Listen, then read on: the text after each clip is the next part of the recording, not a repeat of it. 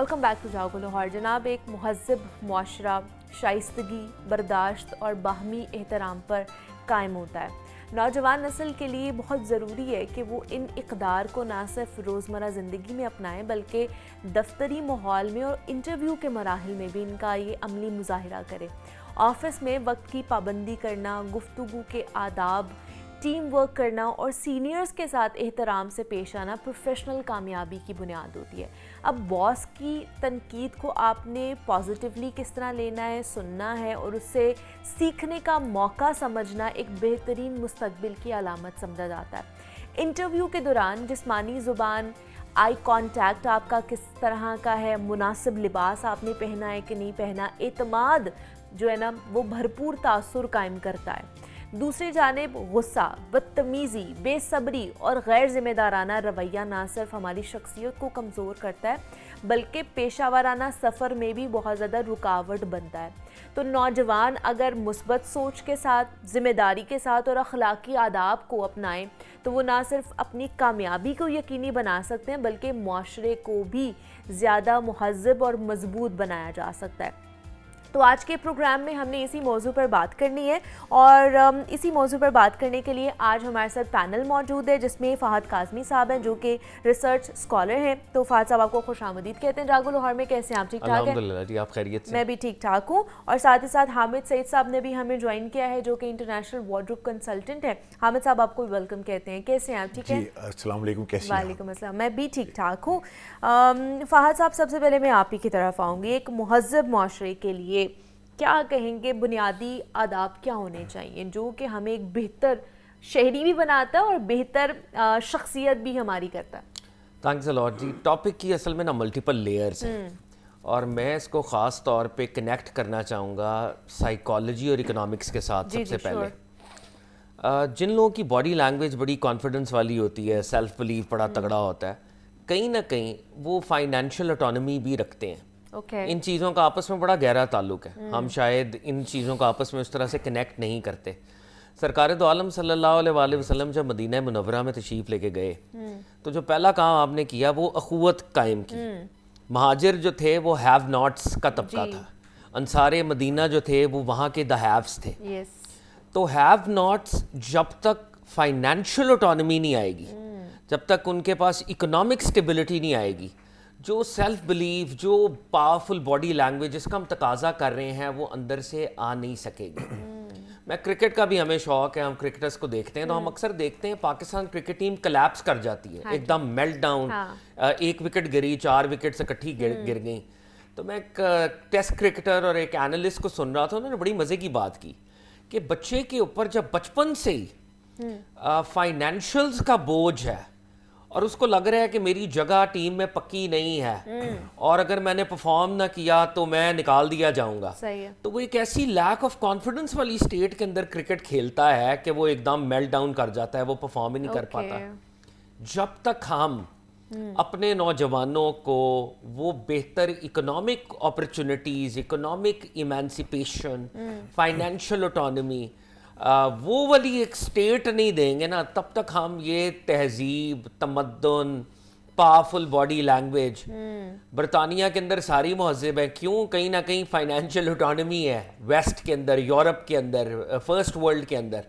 जैसे जैसे आप दुनिया में फाइनेंशियल ऑटोनॉमी निकालते रहते हैं, फाइनेंशियल हार्डशिप की तरफ लेके जाते हैं, तो कमज़ोर बॉडी लैंग्वेज, सेल्फ कॉन्फिडेंस में कमी, इन दोनों चीज़ों का आपस में बड़ा लिंक है।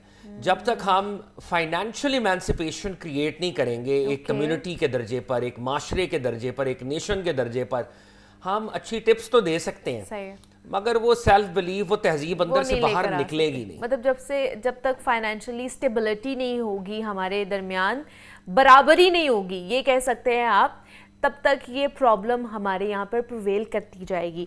हामिद साहब, आपकी तरफ आऊँगी, आप क्या कहेंगे? ये जैसे काज़मी साहब ने बात की है कि जो पावरफुल बॉडी लैंग्वेज होती है वो फाइनेंशियल स्टेबिलिटी के साथ कहीं ना कहीं रिलेट करती है, तो वो हमारे अटायर से भी नज़र आ रही होती है। नहीं, कंसेप्चुअली तो उन्होंने बड़ी अच्छी बात की कि फाइनेंशियली स्टेबल होना चाहिए, लेकिन देखें बेशुमार सिचुएशन रहती हैं कि आप फाइनेंशियली स्टेबल नहीं हैं। ठीक है, for example you are coming out of the gates, ठीक है ना, आप जॉब इंटरव्यू पे जा रहे हैं, ابھی آپ کو جاب بھی نہیں ملی تو آپ فائنینشلی اسٹیبل کیسے جو ہے وہ ہو سکتے ہیں؟ جیسے انہوں نے کہا کہ مینٹلی آپ کو فائنینشلی اور پھر فائنینشلی اسٹیبل ہونا چاہیے. تو اس میں ایک وہ ہے ذرا وہ فنی سی بات, لیکن میں یہ کہتا ہوں کہ دیکھیں آپ کبھی غریب مت لگیں, آپ غریب مت لگیں.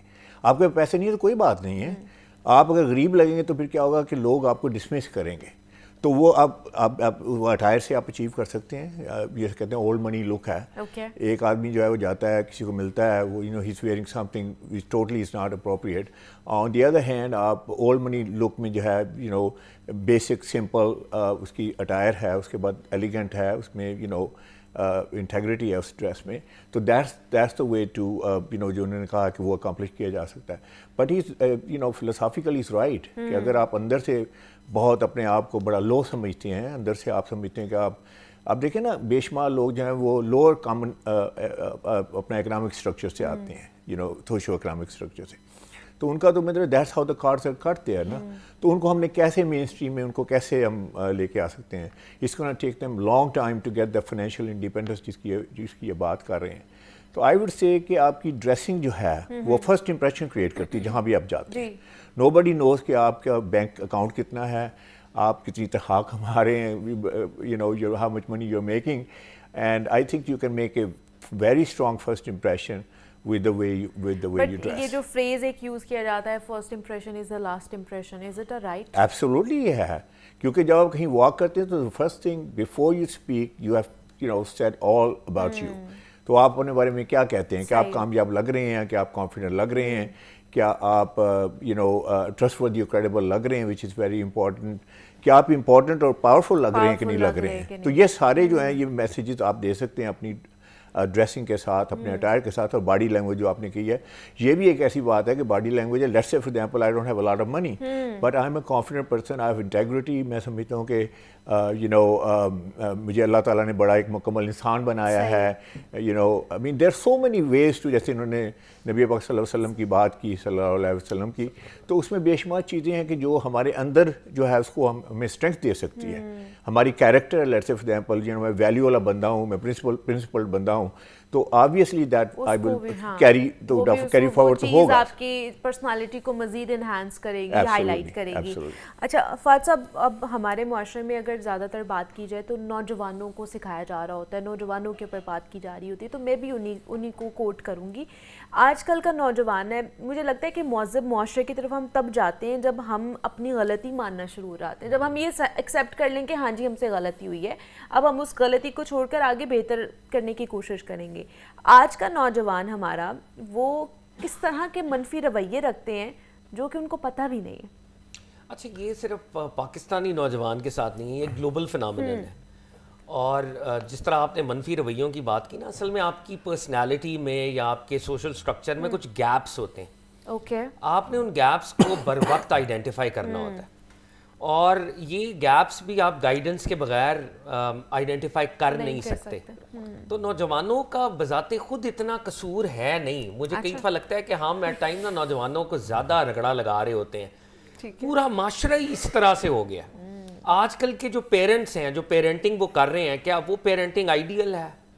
کیا ہماری اکیڈیمیا, ہمارے ٹیچرز, ہمارے پولیٹیکل کلاس, بیوروکریسی, کہیں بھی آپ چلے جائیں, کیا وہ آئیڈیل ہیں؟ تو نوجوانوں کو میرا خیال ہے زیادہ رگڑا نہیں لگانا چاہیے. البتہ جو انٹرویو والی بات ہے میں اس کو ایک مائکرو لیول پہ کرنا چاہوں گا.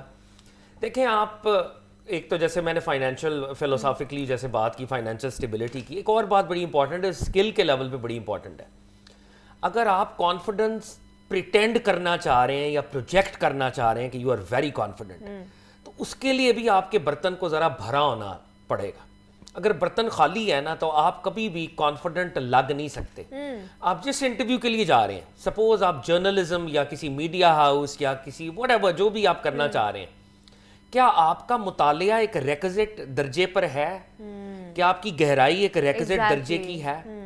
آپ جا رہے ہیں میڈیا ہاؤس کے اندر, کیا آپ کو پاکستان کے 10 بڑے صحافیوں کا پتہ ہے, ان کا کام کیا ہے, انٹرنیشنلی 10 بڑی انٹرنیشنل وائسز کون سی ہیں, آپ مطالعہ کون سا کرتے ہیں, کتابیں کون سی پڑھتے ہیں؟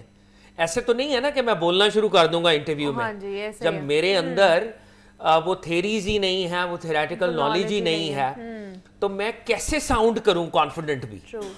مطلب میں بول تو سکتا ہوں 1 منٹ کے لیے، مگر 1 منٹ کے بعد وہ جو دوسرا منٹ شروع ہو رہا ہے اس میں it's gonna expose me that on this particular topic I lack knowledge and I lack depth. آپ کا لباس بھی آپ کو نہیں جو ہے نا وہ بچا سکے گا. I would like to interject, بالکل ٹھیک فرما رہے ہیں کاظمی صاحب کہ اگر سپوز آپ کے پاس، میں ہمیشہ پوچھتا ہوں ایک کویشچن پوچھتا ہوں، I do a lot of presentations, you know, I speak on this topic all over Pakistan. تو میں ان سے پوچھتا ہوں کہ ایجوکیشن زیادہ امپورٹنٹ ہے کہ ڈریسنگ زیادہ امپورٹنٹ ہے؟ یہ میرا کویشچن ہے. تو کچھ لوگ کہتے ہیں ایجوکیشن زیادہ امپورٹنٹ ہے، کچھ لوگ کہتے ہیں ڈریسنگ زیادہ امپورٹنٹ ہے، کچھ لوگ کہتے ہیں دونوں چیزیں بڑی امپورٹنٹ ہیں. تو میرا بلیف یہی ہے جو انہوں نے کہا ہے کہ اسکل سیٹ جو ہے آپ کی ایجوکیشن، آپ کی کور کمپیٹنسی وہ زیادہ امپورٹنٹ ہے. وہ اس لیے کہ جیسے انہوں نے فرمایا کہ دیکھیں آپ کے پاس کور کمپیٹنسی ہے ہی نہیں، آپ کے پاس اسکل سیٹ ہے ہی نہیں، آپ کے پاس ایجوکیشن ہے ہی نہیں. تو لیٹس سے فار ایگزامپل اگر آپ سلاپی لگتے ہیں، میسی لگتے ہیں، ڈشاور لگتے ہیں، میرے جیسے بندے کے پاس آتے ہیں، I could really make you look good. But the point is this کہ جب آپ کسی کے سامنے جائیں گے، چاہے انٹرویو ہے یا بھی کنورسیشن ہے، you can't speak, so you know you will fall flat on your face. تو آئی ٹوٹلی اگری آن دس کہ آپ کے پاس ایجوکیشن ہونی چاہیے، آپ کا اسکل سیٹ ہونا چاہیے، کور کمپیٹنسی ہونی چاہیے. اگر وہ نہیں ہے تو دین ایوری تھنگ از موٹ. کہ صحیح ہے. تو یہ ہم پھر اسی پہ دوبارہ آئیں گے کہ نوجوانوں کو زیادہ کرٹیسائز نہیں کرنا چاہیے. پہلے والی تھوڑی سی ان کو بھی ہمیں دیکھنا چاہیے. جو نسل جس نے نوجوانوں کو پیدا کیا ہے، کیا ان کو تھوڑا بہت ہمیں کرنا چاہیے کہ وہ پارٹیسپیٹ اچھی طریقے سے کر رہے ہیں کہ نہیں؟ وہ نہیں کر رہے ہیں نا آنیسٹلی. کیا ہم اسکالرز کیسے پیدا کر رہے ہیں، اکیڈیمکس کیسے پیدا کر رہے ہیں، ہم نے پیدا کیا، اس کا رزلٹ ہے نا یہ نوجوان. کیا کریں پھر؟ اب یہی نوجوان جو ہے وہ اگلی والی آنے والی جو نسل ہے ان کو بڑا کرے گی، ان کی نشو و نما کے لیے. تو ہم یہ جو ایک مہذب معاشرے کا تصور جہاں پر ہم گڈ بیہیویئرس کے ساتھ، گڈ مینرزم کے ساتھ ہم رہیں، ایک اچھا لباس پہنیں، اچھی شخصیت کا تقاضا کر سکتے ہیں ہم.